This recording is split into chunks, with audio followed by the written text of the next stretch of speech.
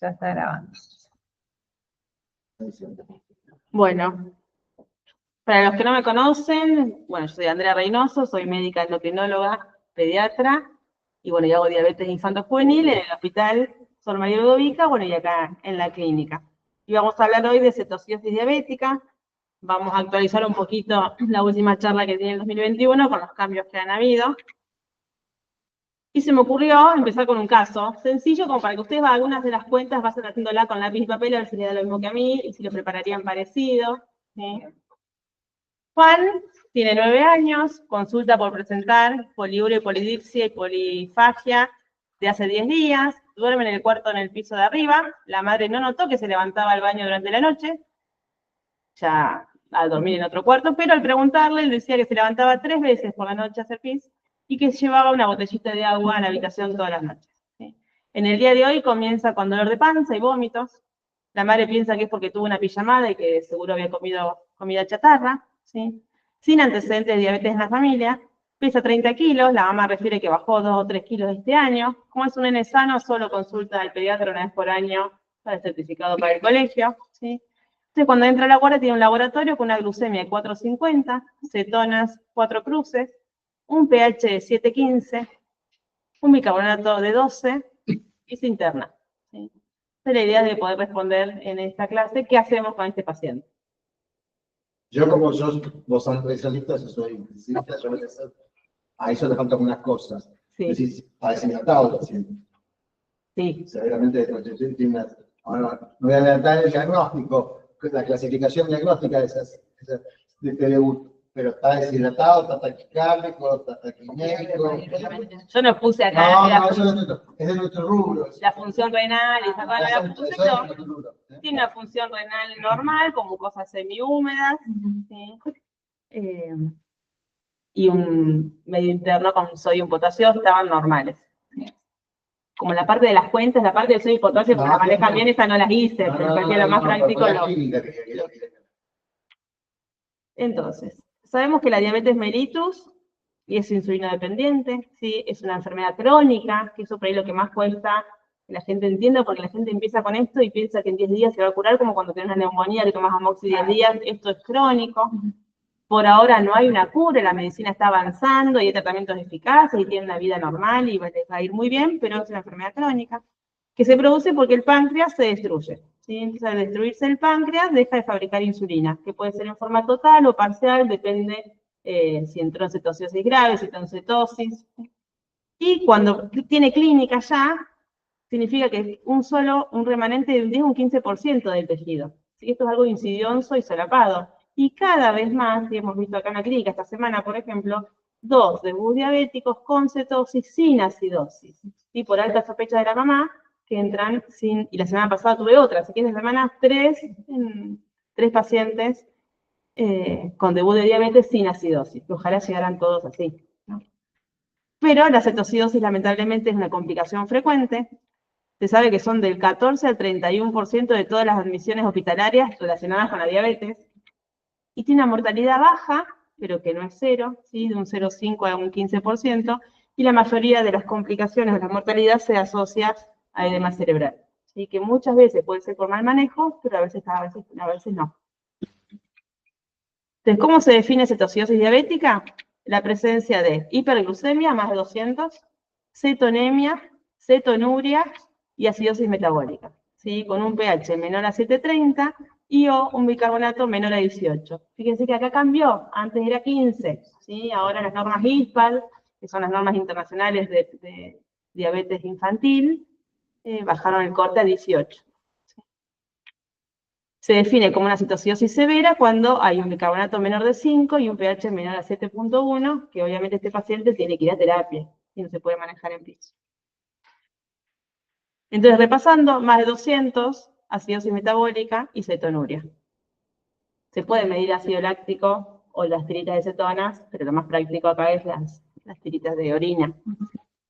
Según el estado ácido-base, uno puede clasificar en 3 tipos de cetoacidosis y nos va a cambiar el tratamiento. Leve, moderado, grave. ¿Sí? La grave ya la dijimos, que es el paciente que va a ir a terapia. La leve es un pH entre 7,20 y 7,30, un bicarbonato entre 10 y 18, y moderada en el medio.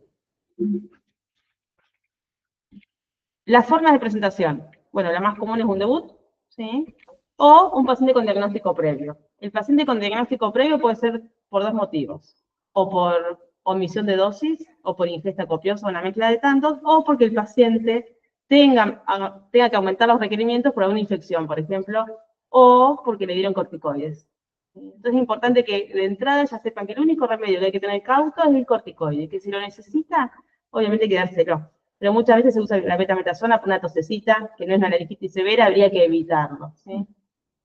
Pero ya si la familia lo sabe, es algo que yo ya lo empecé a poner en las hojitas de educación, así ya lo tienen en el ahí, la familia no tiene por qué saberlo, si uno no lo aclara, y por ahí el pediatra tampoco se acuerda de esto.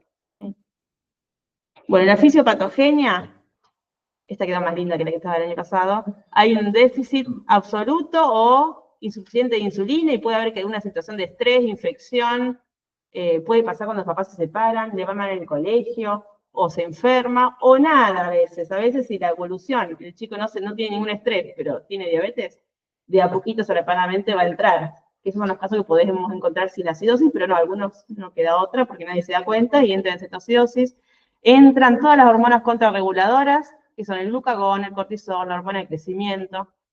Esto aumenta la lipólisis, hace que haya cetogénesis, aumenta la acidosis, bajan las reservas de utilización de glucemia, aumenta toda la proteólisis, baja la síntesis de proteínas a nivel general, todo esto conlleva la hiperglucemia, haces más pis, entonces tenés una glucosuria, perdés electrolitos por la orina, te deshidratás, aunque el paciente tome agua se deshidrata, aumenta el ácido láctico, hay una hiperosmolaridad. Esto también es importante porque últimamente hemos visto algunos errores de que interpretan como hiperosmolar a pacientes que son debut diabéticos clásicos porque le piden una osmolaridad plasmática y la tiene un poquito alta. El paciente con diabetes deshidratado va a tener un poquito alta la hiperosmolaridad porque es la fisiopatogenia. Si vos te falta líquido, vas a aumentar la osmolaridad. Entran todas las enzimas proinflamatorias y también hay que saber que los pacientes pediátricos en la edad de la pubertad también tienen insulina resistencia propia de la pubertad. Y si tienen un poquito de sobrepeso, también. Antes se hablaba de diabetes 1, diabetes 2 y ahora se habla de la 1,5. Pacientes con sobrepeso que tienen insulina resistencia, tienen acantosis, que pueden tener un debut de diabetes. Antes se decía diabetes 1 insulina, diabetes 2 metformina. Y ahora uno ve que hay por ahí híbridos. Bueno, ¿dónde se internan? Bueno, en hospital de día solamente podría ser un paciente con cetosis que ande muy bien y que no sea un debut quizás, porque ya para la educación hay que internarlos, ¿no? En salas de clínica, si tiene cetosis y no tiene con intolerancia oral, o que no mejoran, o las leves o moderadas, y las graves. Y obviamente la del debut diabético siempre. Lo importante es que, bueno, el paciente grave va a terapia, eso como creo que no hay dudas. La clínica. La clínica va a depender de tres cosas, de la hiperglucemia que tenga el paciente, de la cetosis y la acidosis. Si no es lo mismo el paciente hiperglucémico, solamente hace más pis y toma más agua y anda bien. Ya si empieza a quemar grasa y producir cetonas, tiene náuseas, vómitos y todos los síntomas, y ya la acidosis da el cuadro de que puede ser un shock. Entonces, poliuria y polidipsia en el 100% de los casos. Si no hay debut diabético que no tenga esto. Enuresis en un 30%. Astenia y adelgazamiento un 100%, todos bajan de peso, salvo que esté agarrado sin cetocidosis. Náuseas y vómitos, signo de deshidratación, hiperventilación, respiración de pulmón, aliento cetónico, el que tuvo la suerte o no de ver una cetocidosis, respiran como si fuera una neumonía, realmente es una respiración agitada, jadeante. Dolor abdominal o lumbar, que puede simular un abdomen agudo quirúrgico, si han operado chicos, pensando que era una apendicitis por el dolor intenso, que daban acetonas, y la apéndice estaba bien, y lo que tenía era una glucemia elevada. Depresión del sensorio hasta el coma. Bueno, que por suerte son poquitos los casos que tenemos. Y shock también es raro, ¿verdad? Ahora vos estás contando que estos días has visto varios que...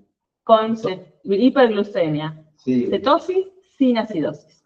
Pero hasta hace un año, cabalgando sobre la pandemia, estuvimos viendo unos chicos con unos pH que no habíamos visto nunca. Sí. Entraban 690, 690, entraban todos, pues para abajo así. En la época un poco de la acidosis diabética, no sé por qué. No, sí, pero nosotros estuvimos viendo acá en terapia una tanda de chicos diagnosticados muy tardíamente, y ella está contando todos chicos diagnosticados bastante tempranamente. Eso, Los dos nenes que le acabo de dar en alta recién, con PH se cuenta. Realmente ha dado a tiempo. Sí. Pues tiene que ser de coma. No, hay un predominio en verano e invierno por las infecciones virales. Más en febrero y en julio. ¿Sí? Bueno, obviamente la deshidratación grave te puede producir un shock hipovolémico, ¿sí? Y la acidosis extrema reduce la contractilidad miocárdica, por eso esto le suma gravedad. ¿Qué síntomas pueden presentar un nene con diabetes? Bueno, esto ya me parece linda la foto para ponerla para repasar. Orina todo el tiempo, tiene sed, come más. Eso no siempre. El mecanismo de comer más es porque el azúcar está en la sangre y no tiene que estar ahí. La célula está hambrienta, no tiene energía. El chico come y es como que empeora. Cuando ya empieza a entrar en cetoacidosis, deja de comer porque se para el demonio y está todo con ácido láctico dando vuelta, entonces a lo último ya no, pero un síntoma es la hiperfagia terrible y la pérdida de peso. Lo mismo, orina frecuente, perder peso, falta de energía, sed excesiva, aumento del apetito al principio, infecciones a repetición, esto más para el tipo 2, que lleva más tiempo, ¿sí? Cansancio, sueño excesivo y alteraciones de la vista. ¿Sí? Por eso el fondo de ojo a veces se pide, yo no lo pido más, pero algunas veces lo exigen, pero en realidad no es el mejor momento tener un fondo de ojo en un debut diabético. En lactantes es mucho más difícil sospecharlo. ¿Sí? La clínica es más variada. Por suerte es el 1% de los pacientes que entran en cetoacidosis, pero la clínica es irritabilidad, fiebre, adelgazamiento, poliuria, disnea y convulsiones.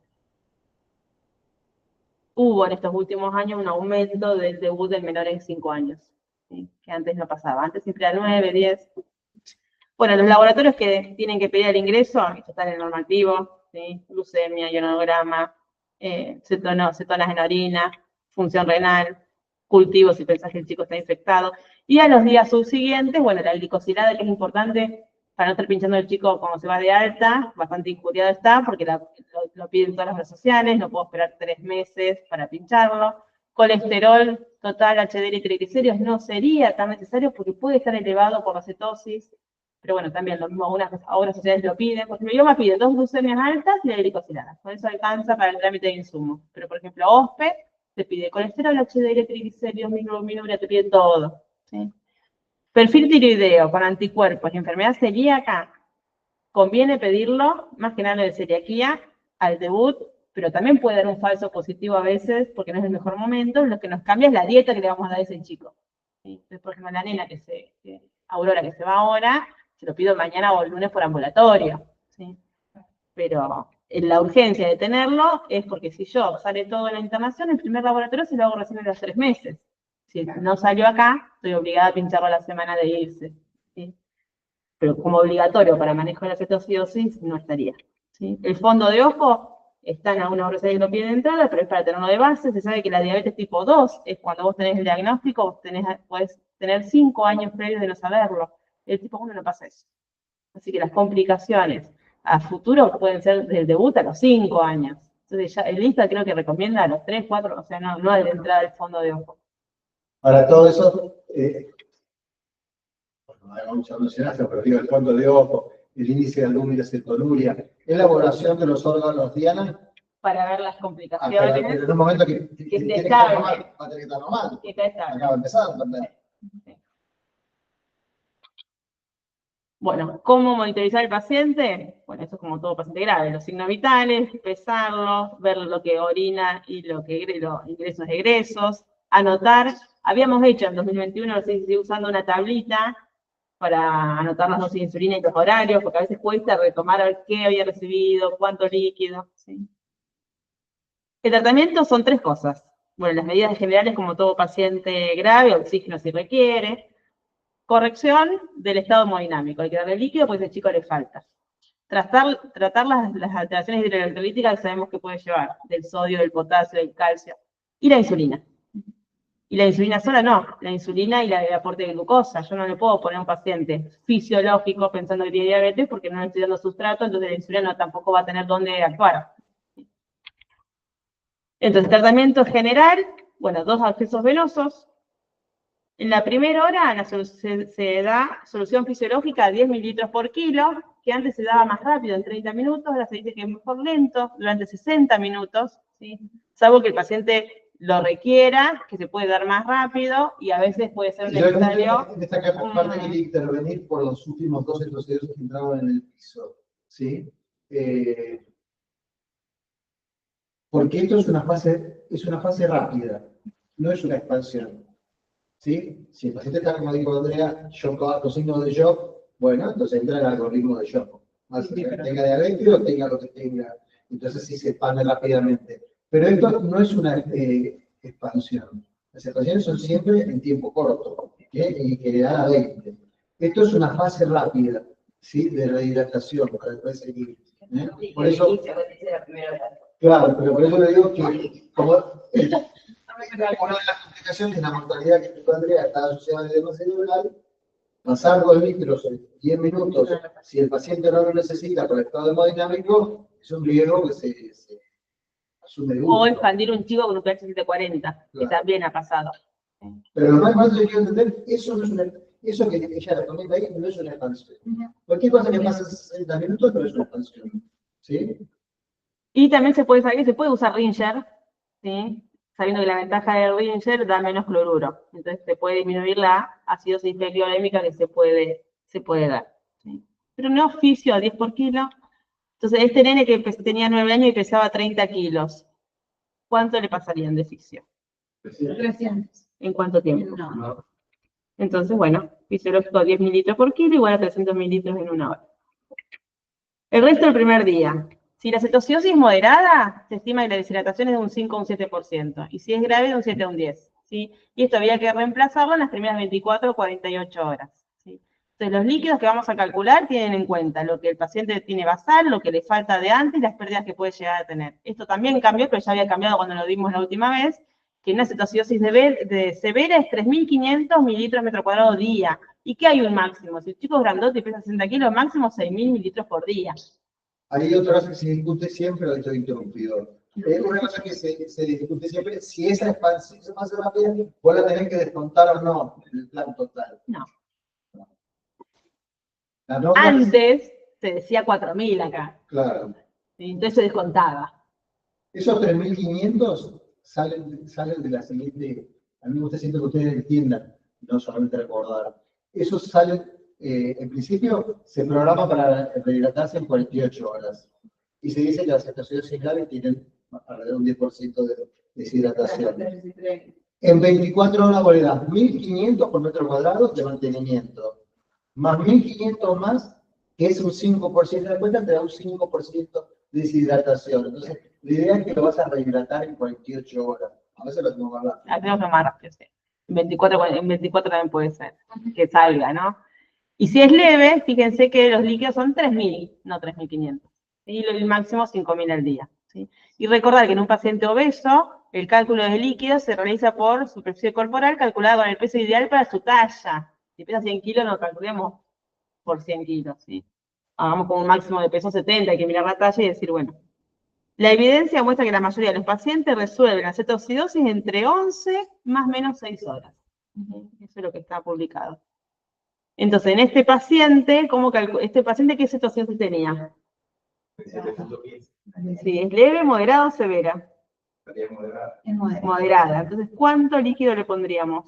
3.000 mililitros por metro cuadrado es una, porque ahí dice fácil, parecía fácil la cuenta. Bueno. Que sería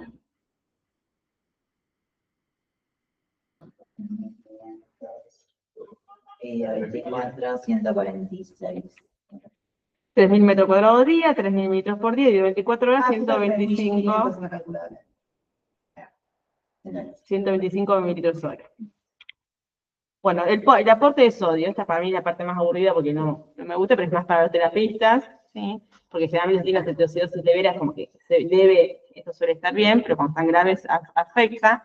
Las cifras de sodio pueden estar artificialmente bajas debido a la expansión del volumen plasmático por el azúcar. Entonces el cloruro de sodio se indica según la anatemia y hay que hacer la cuenta de sodio corregido, ¿sí? Que es el sodio real del paciente más la glucemia que tiene, menos 100, por una constante que es 1.6. ¿Sí? Entonces, según lo que te dé el sodio corregido, Si te da más de 130, al PHP le van a poner 100 miliequivalentes por litro. Si el sodio es menos de 130, le van a poner 140 miliequivalentes por litro al plan del paciente, ¿no? Si el sodio no aumenta por lo menos 1 miliequivalente por cada 100 miligramos de decilitro que desciende la glucemia, en los controles siguientes, bueno, se puede aumentar la concentración de potasio, de sodio en el plan a 140. ¿Sí? Entonces, el sodio corregido es seguro, 100 miliequivalentes. Si nos da que tiene el sodio bajo, que es menos 130, se aumenta a 140. Y si uno ve que en una hora o que no mejora, se puede poner a 140. Y siempre que yo pongo sodio, tengo que tener glucosado en el plan. ¿Sí? El potasio no es sobre el potasio. ¿Cuánto sería el glucosado? Depende de la glucemia. Yo pregunto. Ahora lo ¿Cuánto vemos. sería? 2,5.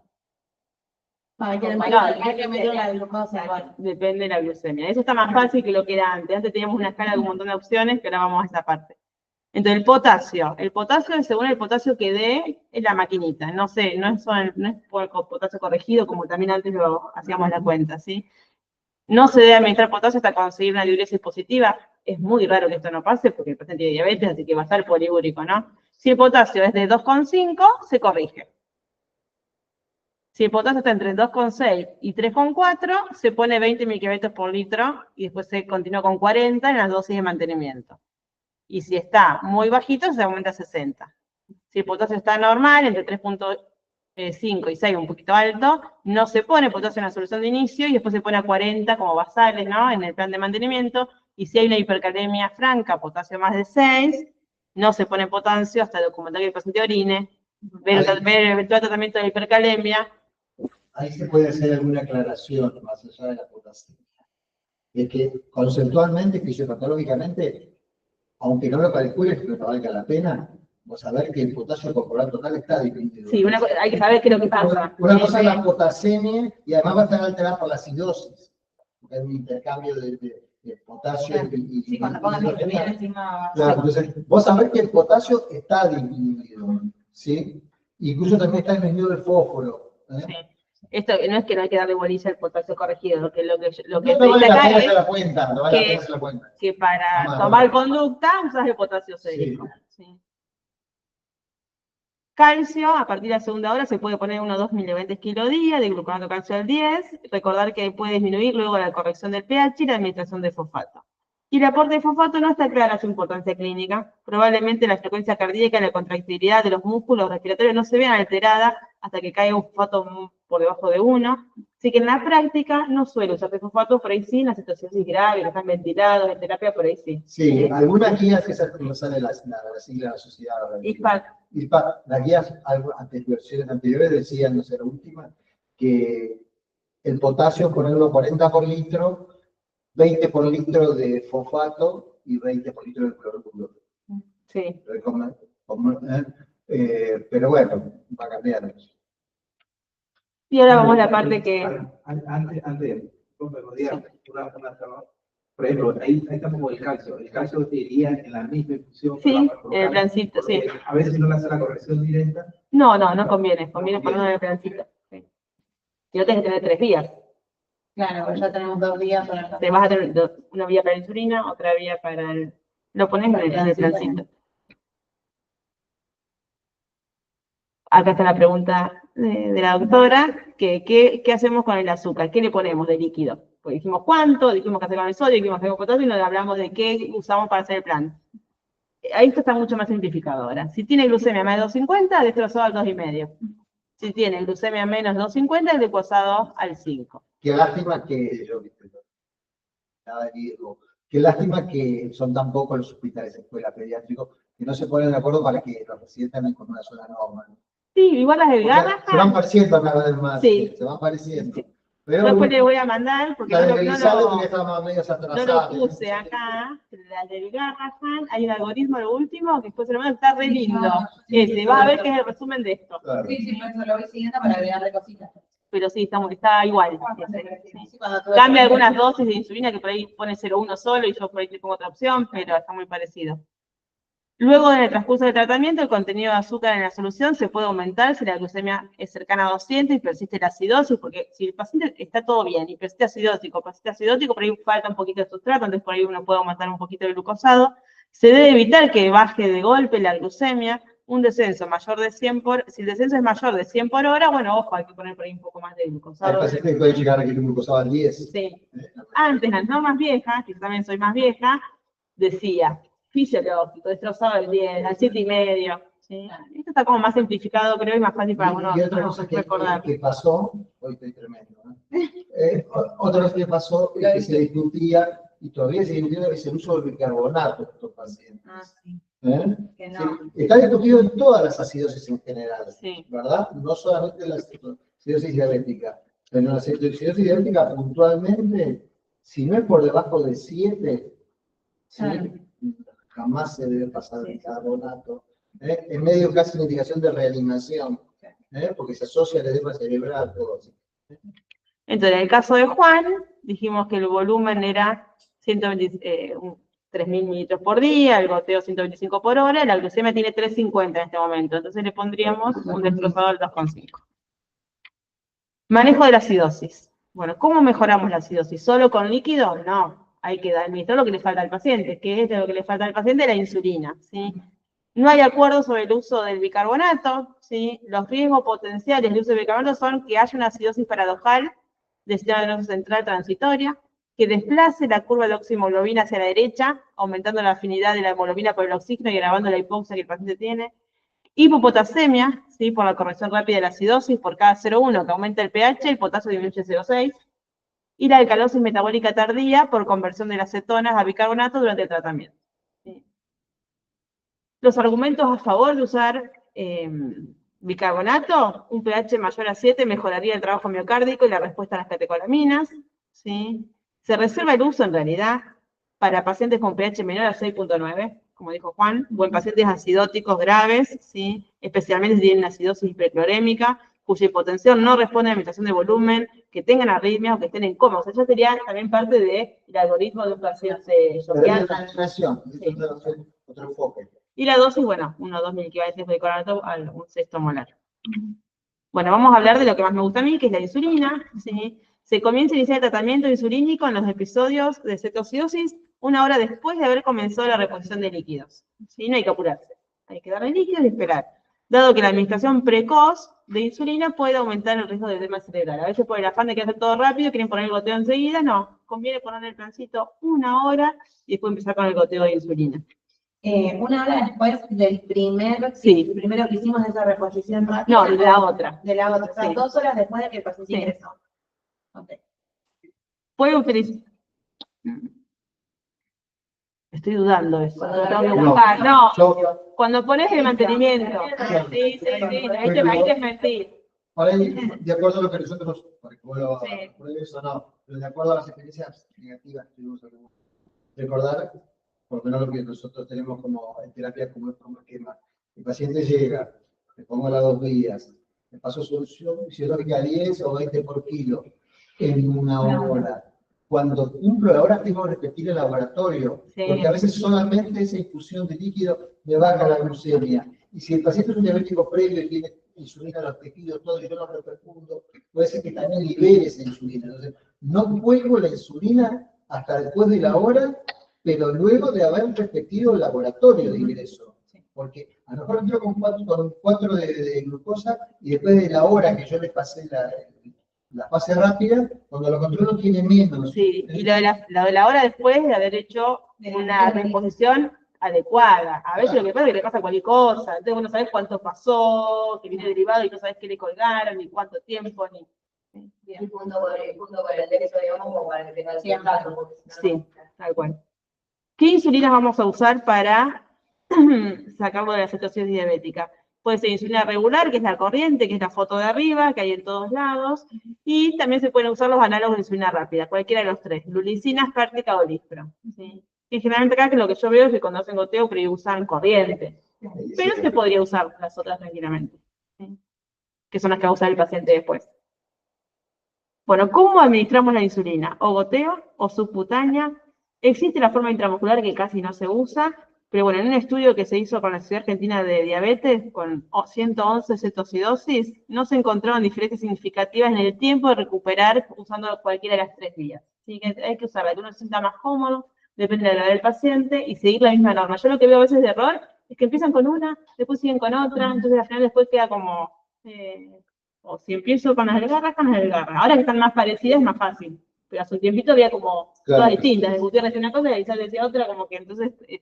Y ahí por ahí me consultaban y yo preguntaba, ¿qué guía usar? Que no me sabían decir. Entonces hacía un tratamiento como le parecía al que estaba a cargo de ese momento, pero que tomaba la bola el otro día, hacía otra cosa, eso por ahí ha pasado. Si elegimos la infusión continua, es la elección si podemos controlar bien al paciente. Es lo más fisiológico, darle todo el tiempo una dosis bajita, que estar dando horariamente o como hacemos el otro, ¿no? ¿Cuál es la ventaja? Que baja más lenta, más predecible la glucemia y que hay una caída menos severa de la calemia. La desventaja, que hay que controlarlo estrictamente a cada rato y que tenemos que tener otro acceso venoso y que tenemos que tener una bomba de infusión. Sí, que acá tenemos, pero por ahí en algunos otros centros más chicos no tienen. O por ahí en la guardia central del hospital, bueno, ahora hay bombas, pero... Yo no sé si va a llegar a la época donde dábamos una unidad, 2 unidades por kilo, una intramuscular y la subcutánea. No, yo no llegué, pero... ¿Sí? Y después empezábamos con la fraccionada. Y después empezó a hablarse del goteo continuo. Claro, pero si tenías bomba, hoy no podés estar abierto. ¿No? Hoy no existís, no es una bomba, ¿no? Bueno, la dosis de mantenimiento es de 0,05 a 1 unidad kilo hora. Vas a fijarte que en esta norma dice 0,1 directamente. ¿Sí?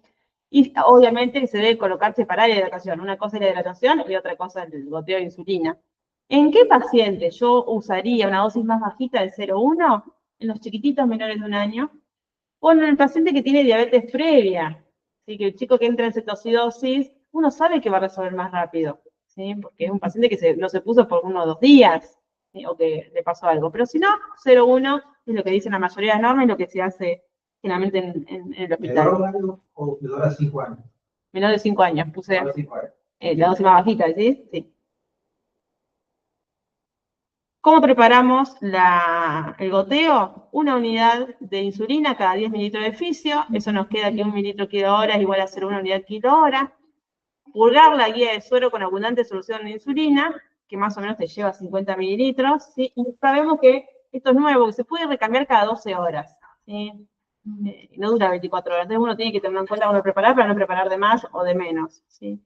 Entonces, te queda fácil que 5 unidades de insulina corriente o cualquiera de los análogos más 50 de fisio para purgar la vía y 1 unidad cada 10 mililitros de fisio según la necesidad del paciente. Entonces, por ejemplo, a un Juan, si queremos usar 30 mililitros, la unidad 0,1 que le da hora, queda 30 mililitros por hora la infusión. ¿Cómo haríamos? Bueno, preparamos 360, que sería la cuenta si uno la hace por kilo, más 50 que dijimos para purgar, me da 400. Entonces preparás 500. Más fácil, ¿no? Entonces decís 500 de fisiológico, ¿cuánto de insulina? 50, ¿sí? Y lo cambiás cada 12 horas. En las terapias estamos más acostumbrados a hacer uno. Sí, pero esto es lo que se usa en todos lados, porque nosotros tuvimos la misma discusión y frenamos a ver si yo no me había equivocado. Y no me había equivocado, estaba así bien, pero... Estamos acostumbrados a hacer uno. En el piso parece más prudente. Eso es más sencillo, sí. Más prudente. Igual después te lo dejo, Juan. Sí. Sí, ya está. Bueno, ¿qué esperamos? Que el descenso de la glucemia sea de un 10% por hora. ¿Sí? Si no se produce en 2 horas sucesivas, se duplica el goteo. Si la glucemia desciende muy rápido, más de 20% por hora, se baja la dosis de insulina a 0,05 si la tenía. Si era un chiquitito y ya le habías puesto 0,05, o la bajaba un poquito más, o la aumentás el flujo de glucosa. No combina hacer los dos cambios juntos. O hago uno o hago el otro. ¿Sí? Si a pesar de un descenso satisfactorio de la glucemia persiste el paciente acidótico o no disminuye las cetonas, hay que pensar que lo que falta es sustrato, ¿sí? Entonces le puedo poner más glucosado para frenar la lipólisis. Entonces, porque si no el paciente no me va a salir nunca. ¿Sí? Cuando resolvió la cetocidosis, se tolera la ingesta oral y está previsto un cambio de insulina subcutánea, ahí hay que disminuir el ritmo de infusión a la mitad, ¿sí? Para poder suspender. ¿Cuáles son las condiciones para que el paciente pueda pasar insulina subcutánea cada 4 o 6 horas? Que tenga un pH mayor a 7,30 o un bicarbonato mayor o igual a 18. Y que esté estable.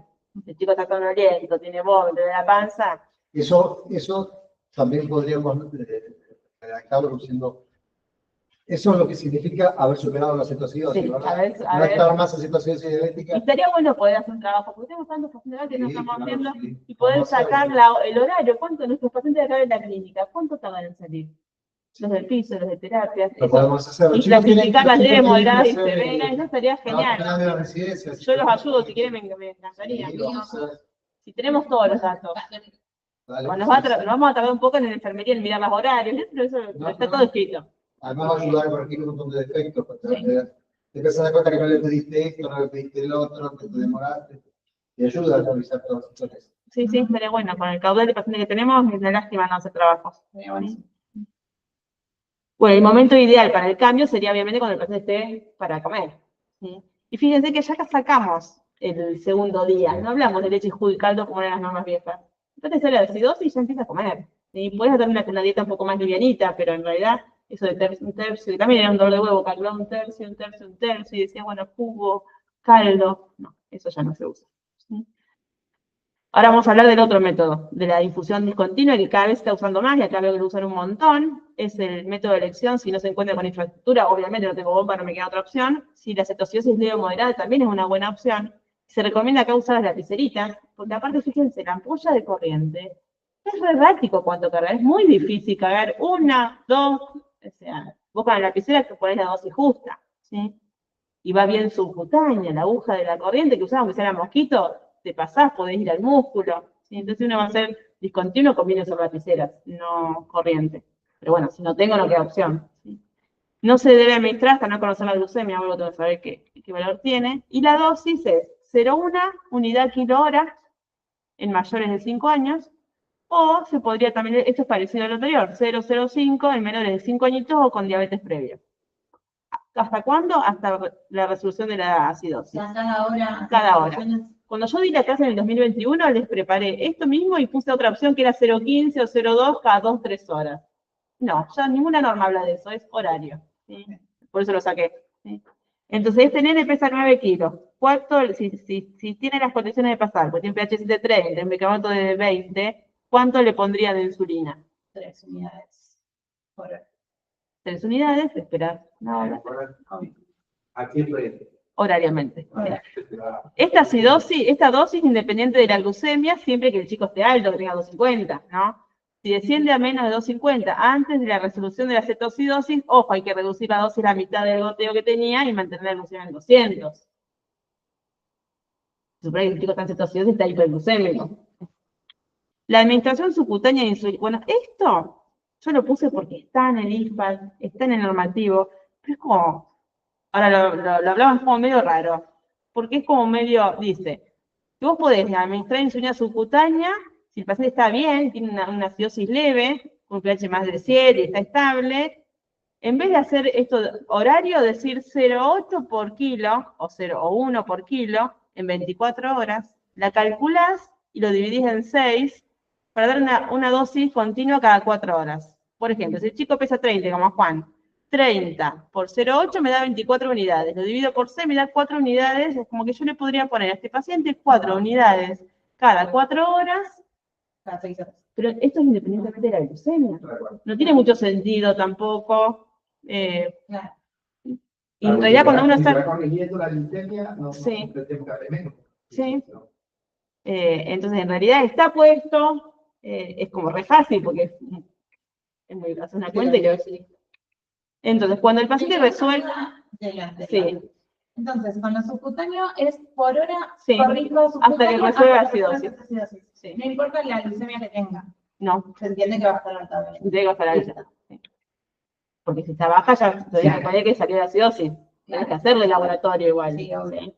O sea, no es que no importa la glucemia. Si vas a hacer el interno, haces la glucemia también. Claro, porque a veces tenemos que tiene glucemia 130. Y ahí ya no tendría que tener cetoacidosis, ahí tenés que subir el sustrato. Claro, lo que pasa es que si vos le pegás un insulinazo de golpe, así que va a tener 130, va a seguir en cetosis diabética. Generalmente, Sí, eso está bien. el subcutáneo para el paciente que vos sabés que en 6 horas va a resolver, no lo vas a tener 2 días con esto. ¿Sí? Por eso es más para las leves moderadas. Cuando el paciente resuelve la cetocidosis, los controles de glucemia ya pasan a ser preprandiales o cada 4 horas el paciente por otro motivo tiene que estar ayunado, ¿sí? O si todavía te falta, porque acuérdense que esto es aparte de la dosis de mantenimiento, entonces si todavía sigue reponiendo porque le falta líquido, el paciente este no está comiendo, entonces ahí sería cada 4 horas. Y acá hay una tablita que está buena, que dice entre 120 y 160, 0,08 por kilo, entre 160 y 200, 0,1, entre 200 y 250, 0,125, y vamos subiendo la dosis. Entonces yo acá al lado le puse en el ejemplo de Juan. Si tiene entre 120 y 160 sería 2,4, 3, 3,7, 4,5, 6, 7,5. Imposible.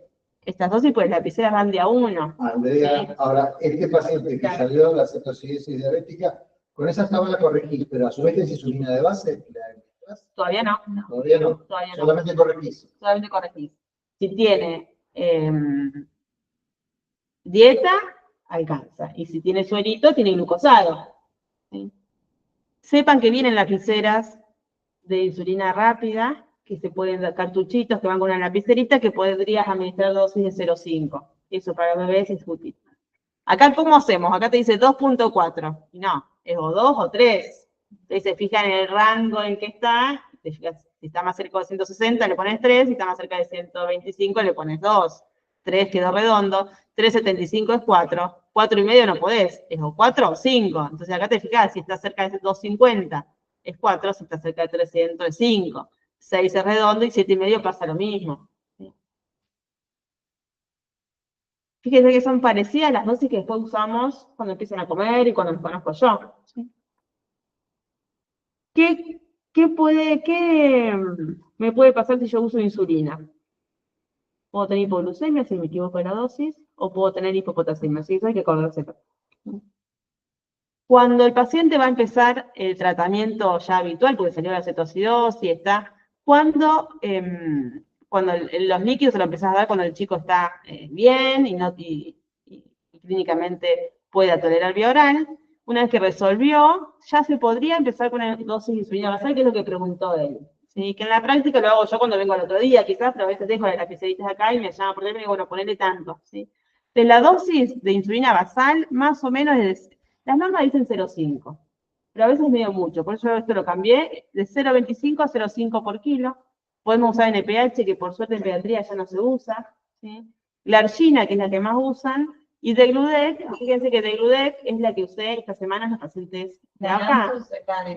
No, NPH es la que dura 12 horas y hace un pico a las 6 horas. La argina es la Lantus que usamos generalmente, que dura 24 horas. Y la Degludec, que es una ultra lenta, que dura 48 horas. El PDF de Gaja que están todas. Tarda más Bárbaro. en salir. Generalmente la Degludec yo la uso en pacientes con los que están internados ahora, que se ponen de alta, que no entraron en cetocidosis, que tienen reserva, que son chiquititos, ¿sí? Si no, generalmente se usa glargina. Yo siempre la que traigo acá es Lantus. Claro, por eso el que ya había, el que entró con cetoacidosis, se fue con Lantus. Sí, El que ya era diabético conocido. sí. Claro. El Lantus es re buena insulina. La Degludec se usa más que nada en chiquititos, los que hacen hipoglucemias. Yo antes tenía que demostrarle a la obra social que el chico andaba mal con Lantus para usar Degludec. Ahora ya lo puedo justificar, la puedo usar de entrada. Y antes había que usar NPH y después pasar a la glargina. Por suerte eso ya no pasa. Ahora todos empiezan con Lantus y los que Ahora, necesitan se nosotros nos cambian. dábamos NPS hasta que el paciente estaba comiendo. Sí, ahora dicen como que podría, sí, como que podría Por eso empezar. que era peligroso. Sí. En la práctica igual, generalmente yo vengo, indico desayuno y la pongo ahí. No sé, hemos visto el programa antes, pero bueno, es lo que está escrito. El otro día cuando tuvimos en terapia el nene que estaba Alfano. con de insulina, a él, cuando quisimos pasar la insulina subcutánea, las normas decían, que fue lo que seguimos, bajar el goteo de insulina A la al mitad. 50%, dar una dosis de insulina basal, una dosis Es esta. de, claro, una corrección subcutánea rápida y que empiece a comer en la media hora. Sí. Sí, era como tofu. Nosotros decimos, ¿hay tofu? Y estuvo bien. Sí, estuvo bien. Por suerte. Bueno, entonces Juan tiene un pH 7,35, un bicarbonato de 22, está hidratado, está con una glucemia de 220. Me hacen la consulta a mí, comienza con insulina, le pongo glargina. Si le pongo 0,25 o 0,5 sería o 7,5 o 15, una vez al día. Si 7,5 no se puede, o 8 o 15. y le doy dieta, lo dejo comer, y le pongo insulina, correcciones con insulina rápida, precomida, según un valor. Generalmente la escala que yo suelo usar es esta, de 120 a 150, 1, 2, 3, 4, 5. Si el chico es muy grandote, por ahí llego hasta 6. Si es muy chiquito, empiezo en 150. Fíjense, los 2 debut de ahora empecé en 150. ¿Por qué? Porque son chicos que no entraron en cetoacidosis. Entonces yo sé que tienen un poquito de reserva, pesan poquito, digo, bueno, tengo tiempo para aumentar. No tengo ganas de asustarlos y que tengan una hipoglucemia pronto. Pero más o menos esta es la escala que usamos generalmente en todos. ¿Sí? Y en algún chico muy grandote puedo empezar de 120 a 150, 2 en vez de 1. Esta escala, bueno, acá lo había puesto, esta escala puede variar según la edad, según el requerimiento de insulina previo, si costó o no sacar, si tuvo muchas dosis, depende del goteo que le pusimos, lo que hicimos, del peso del paciente y la actitud alimentaria del paciente. Por ejemplo, uno de los nenes que se fue de alta hoy no comía. Entonces estaba bien, no entró en cetoacidosis, y tuvimos que poner un suero, Eso lo voy a mostrar. porque no comía. No tomaban ni líquido. Un nene con un trastorno de espectro autista, ¿sí? Sigue sin tomar líquidos, obviamente sin líquidos, pero bueno, está bien. Es difícil ahí. Así Sí. todas, ¿no? Pobrecita. Nada que ver igual a ese día, vos viste que corríamos los pasillos. Y ayer también estaba Ese bien. día con Flavio lo veíamos, estuvo toda la ¿Vos me tarde, escribiste? sí, Ah, claro. sí, que ahí dijimos poner el vicio. Sí, yo no contestaba, pero contestaba. ¿No? Pero la cama no se levantaba. Sí. Tenía 8 horas, más de 8 horas que no orinaba. Sí, no había tomado líquido todo el día, pobrecito. Bueno, edema cerebral, por suerte es raro, es infrecuente, pero tiene altísima mortalidad. Ocurre súbitamente cuando el paciente está recuperando clínica y metabólicamente durante las primeras 24 horas de tratamiento y da cefalea, vómitos, cambio de estado neurológico, bradicardia, hipertensión, midriasis paralítica, puede tener signos de foco, ¿sí? No se ha podido establecer bien la etiología, pero está más asociada a diabetes de reciente diagnóstico y nenes pequeños, menores de 5 años, ¿sí? Y en la misma se hallan involucradas variaciones bruscas de la molaridad. Dentro del cerebro hay unas partículas intracelulares que se forman, que son los osmoles idiógenos, que generarían este edema. Factores que agravarían o que para producir edema cerebral sería el aporte de bicarbonato, por eso ya casi no se usa, la sobrecarga de sodio, la corrección rápida de la hiperglucemia, por eso tiene que ser en 1 hora, no en 20 minutos como se hacía antes, aporte hídrico mayor a 4000, por eso se han cambiado las normas, ¿sí? Se sacó casi no se corrige con bicarbonato, la hiperglucemia no es una expansión como dijo Juan, y el aporte hídrico es 3000 o 3500. La sospecha requiere, obviamente, que el paciente en terapia, ¿sí? Que se hace entubarlo, hiperventilarlo y otras medidas de protección del cerebro. Y no son necesarias las neuroimágenes para el diagnóstico es clínico, ¿sí? Hay una tablita que dice los criterios de diagnóstico, no se va a leer porque es, pero bueno, depende de la clínica neurológica que tiene, es mayor o menor, con un criterio de diagnóstico. ¿Cómo hacemos? Si tiene un criterio de diagnóstico, obviamente que sí, 2 mayores, 1 mayor y 2 menores, esto tiene una sensibilidad y una especificidad alta. Entonces no habría que perder la tomografía, la resonancia, que por ahí antes se perdía tiempo haciendo eso y el paciente perdía tiempo, ¿no?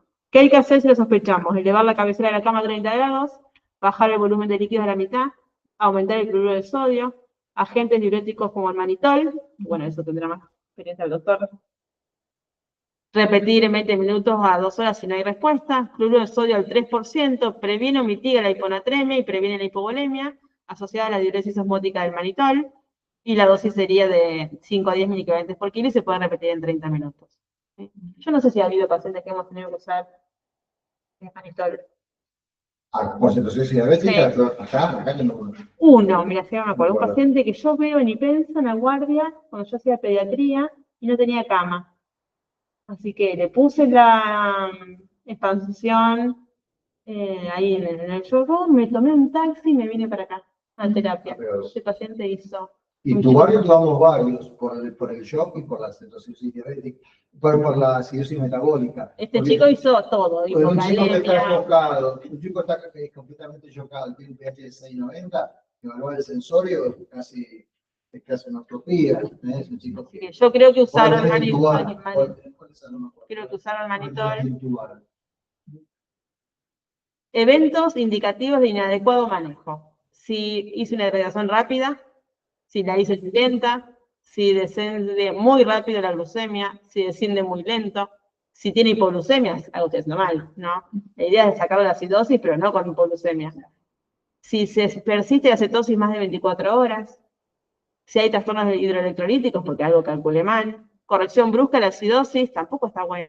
Descenso brusco de la osmolaridad, tampoco está bueno. Retardo en el aporte oral y signos de edema cerebral que no nos dimos cuenta. Y estas son cosas que dijimos, algo estuvo mal en el manejo. Yo tengo un paciente conocido con diabetes en el hospital, tardó como 3 días en salir de acidosis, paciente conocido. Pero ahí fue manejo mal de enfermería. Y por ejemplo, cuando ya había resuelto, lo dejaron comer y no le pusieron nada. Ni la basal, ni la de corrección. Yo lo voy a ver, tenía 140 cardíaca, estaba seco. Tengo sed, decía. Bueno, ahí fue mal manejo, no es que el paciente era más difícil que otro paciente. Es más fácil, el que tiene diabetes es más fácil. Claro. No sé si igual lo tenés para más adelante, porque otra vez Sí. te interrumpo, veo que lo tenés en la diapositiva así, Oye. y me siento un pelotudo. No, no es verdad. La amiloidosis continua. No, ¿Eh? puede hablar.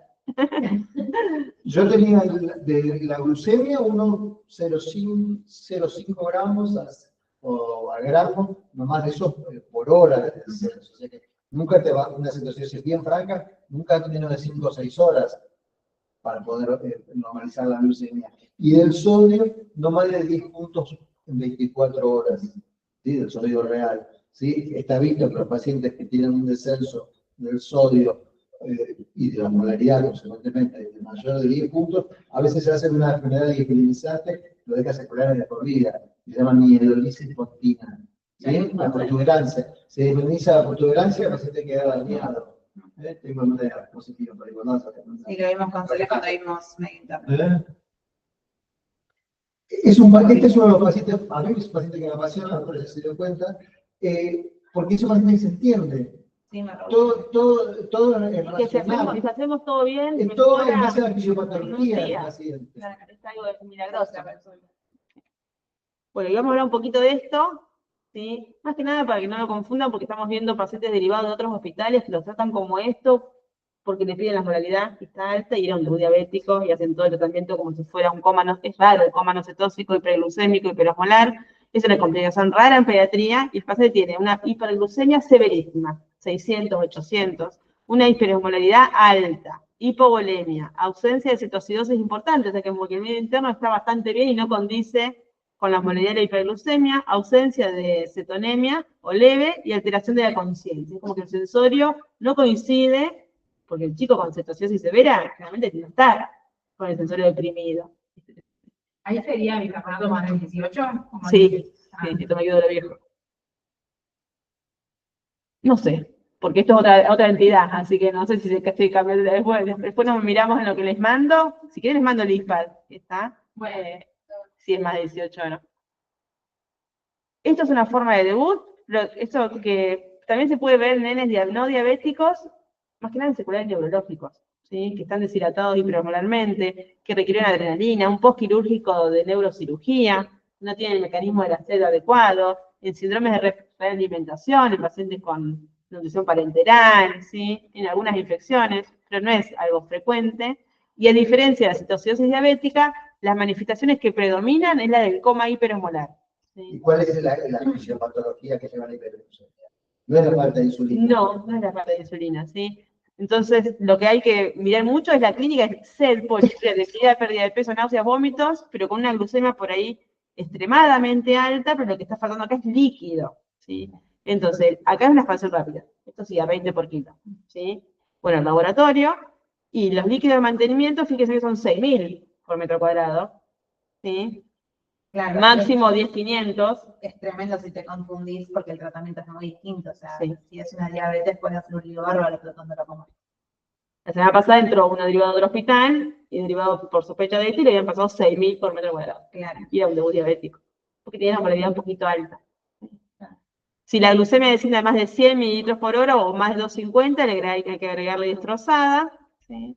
Bueno, esto no lo voy a decir porque es problema, es como cuánto pone el sodio, cuánto pone el potasio, que es lo que esperamos.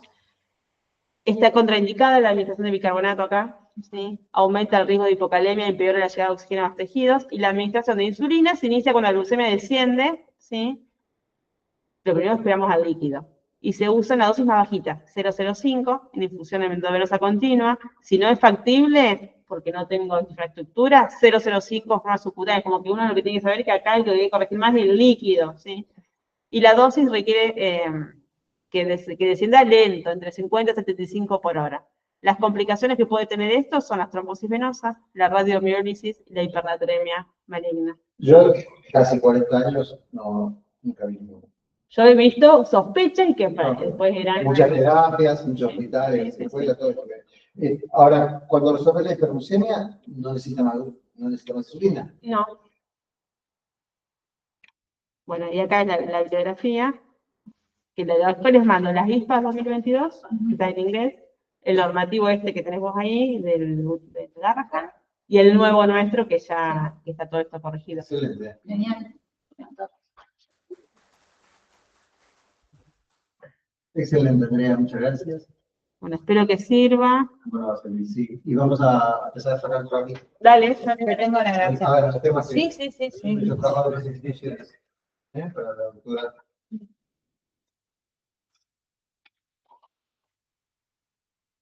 Bueno, después escribime. Ahora yo